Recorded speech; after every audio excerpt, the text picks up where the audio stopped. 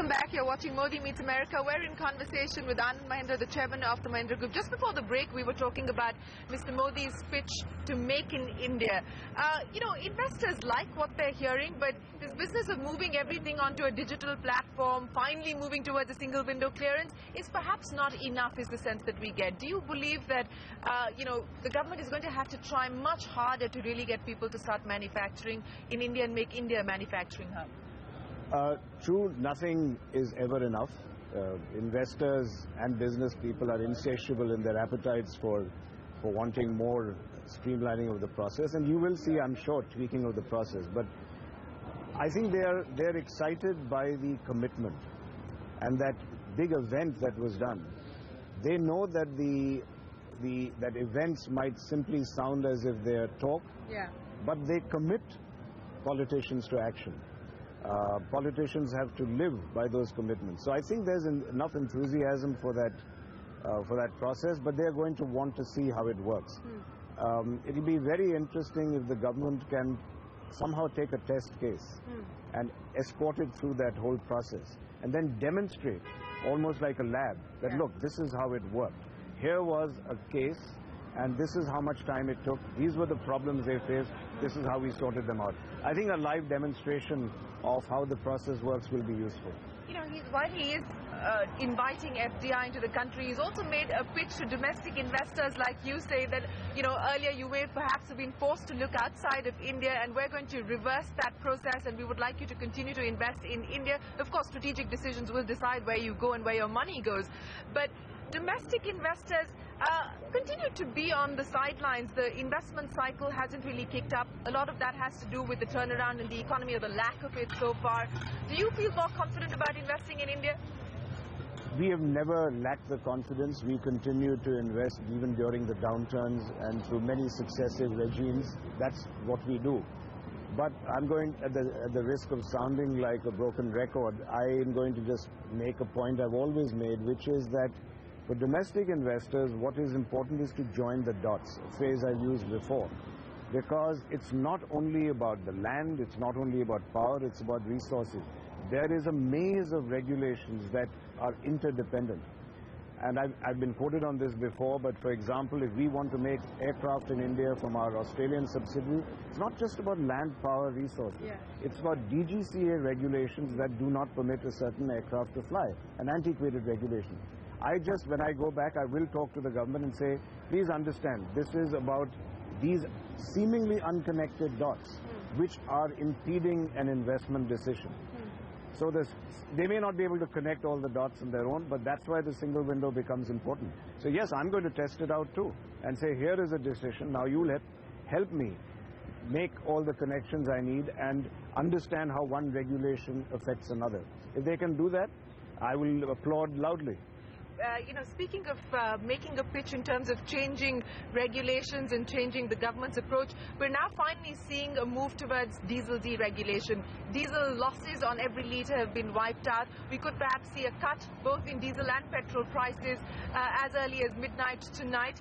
In the light of that, what happens to diesel manufacturers like yourself, and do you believe the time is now right to review the government's decision to impose additional levies on SUVs and so on and so forth, partly to do with diesel and partly, of course, the size of the vehicle, but do you believe that the government should now look at more level playing field, given the fact that we are probably going to move away from subsidized diesel? Wonderful, you sound like a spokesman for us. I should get to use you to do that more often.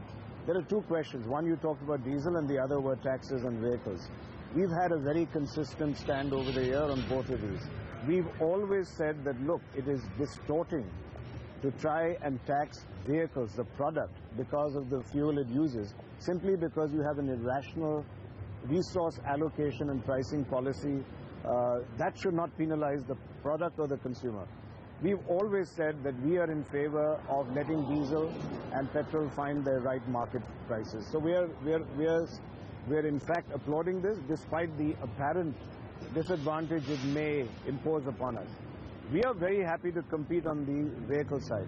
We believe diesel vehicles, their advantage was not only the price of diesel. It was the fact that this is a more fuel-efficient vehicle, it's more durable, and frankly, if you look at Europe, it's seen as a more green fuel. So we think diesel will find its own level and we can compete on products. As far as Mahindra is concerned, we are also developing a gasoline engine. We do have that option. So we are going to be players no matter what happens on the fuel front. And as far as taxes, as I said, you put it more eloquently than I did. I think these are distorting. I think the market should find its own level. And customers should be allowed to buy the vehicles they want, not without any distortion on the cost of the vehicle simply because of a fuel issue.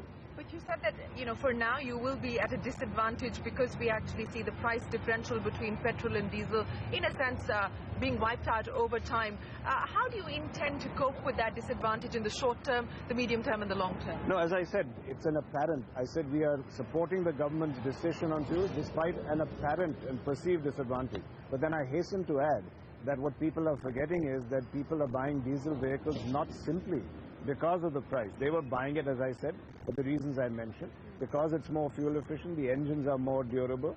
And if you look at modern diesel engines, they're in fact a lot of fun to drive.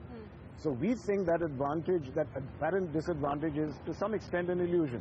And we hope to prove that point in the marketplace. But as I said, we are going to be a player which will have options in all fuels, and including in renewable fuels. We invested in Reva. Yeah. So we are making a big bet on electric vehicles as well.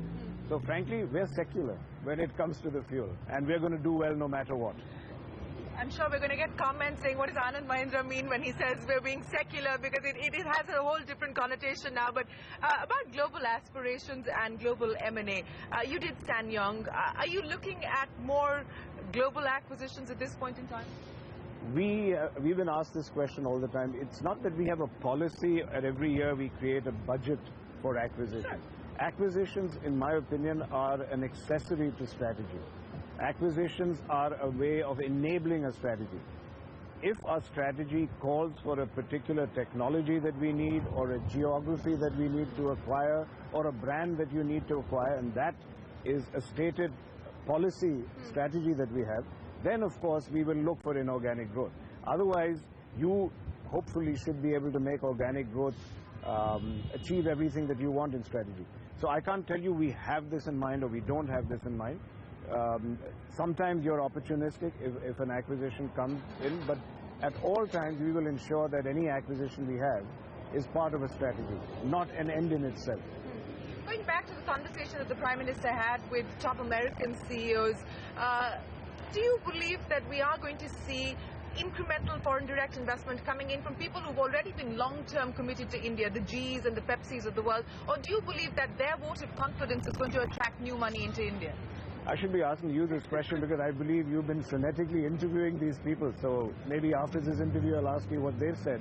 But isn't that the intent of this whole campaign out here, the intent of the Prime Minister having these very intensive meetings with these CEOs? I do know that a lot of them have personally told me themselves that they have been somewhat disillusioned in the past by the slow pace of change or of procurement in the railways, for example. There are a number of people willing to jump in and to make investments, but they have not seen a proactive policy and a very clear stated policy of public-private partnership or of procurement. If that changes now, yes, I think you will definitely see incremental investment. People are willing to be patient because they believe transformational change cannot happen in 100 days of a government. And a lot of people that we spoke to believe that the next budget in that sense is going to be the litmus test, because this budget, the government said, we didn't have enough time to really put our thoughts together in terms of driving the economic agenda. So the next budget is being seen as a litmus test as far as this government's economic credentials are concerned. Would you agree with that? Shereen, I've been saying for years on end that this obsession with the budget is so misplaced. A budget is a budget. That's not the most important event in a company. Let's take the analogy with a company. Yeah. Do we obsess about the budget? The budget is a guide, it's a compass point, it sets certain things in stone. But what's important is that you perform and execute every day. Why are we so obsessed about the budget? Does it mean that for the rest of the 11 months of the year, we are going to let the government off the hook? The government has to perform every day. It has to work in real time. It has to make changes, and as I've said ad nauseum now, I would want to reform every day, not just during budget time. So what are the reforms that you would want this government to work on and prioritize by the end of this year, the end of this calendar year?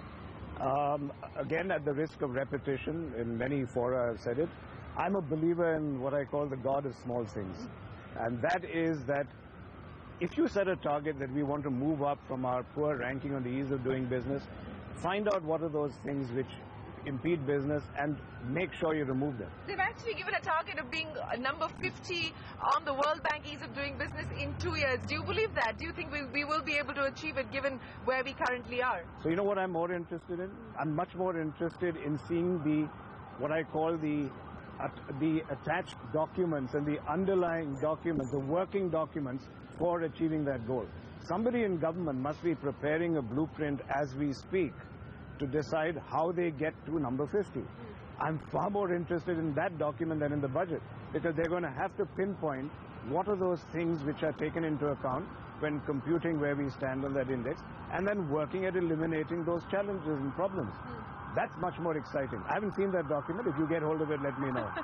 So let me end by asking you, and while the sirens go up in the background, we're going to wait. We're going to wait for that. Is that President Obama? You think? No, it's a fire engine. So this is the magic of live television. We are going to wait for the fire engine to go by.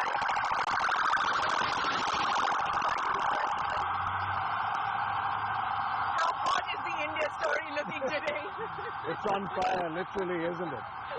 Anand Mahindra, it's been a pleasure speaking to you. Thanks very much for joining us on CNBC TV 18 and CNN IB, and thanks very much indeed.